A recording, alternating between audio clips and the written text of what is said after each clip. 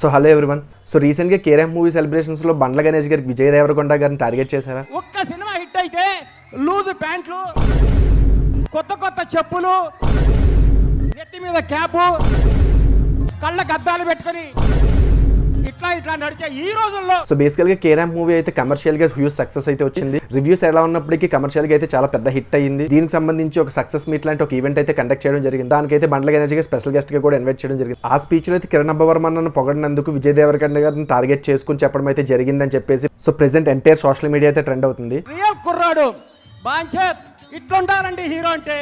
నీకు తిరుగులేదు, నీ క్యారెక్టర్ మార్చకు, నీ సినిమా, నీ యాక్టింగ్, నీ స్టైల్ అంతా స్క్రీన్ మీద, ఆన్ స్క్రీన్ ఇట్లాగే ఉండాలమ్మా.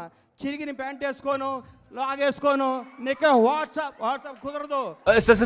సార్ అది నాకు తెలిసి ఇదేం కొత్త కాదు. లిటిల్ హార్ట్స్ మూవీకి సంబంధించిన సెలబ్రేషన్ ఈవెంట్స్ లో కూడా విజయ్ దేవరకొండ గారిని టార్గెట్ చేసి మాట్లాడినట్టుగానే ఆల్రెడీ ఒకసారి మాట్లాడడం జరిగింది. సో వీళ్ళిద్దరి మధ్య ఒక టైప్ ఆఫ్ డైలాగ్ వార్ అయితే జరుగుతుంది. సో ఈ ఇష్యూ మీద మీ ఒపీనియన్ ఎలా ఉంది కామెంట్ చేయండి. Thank you.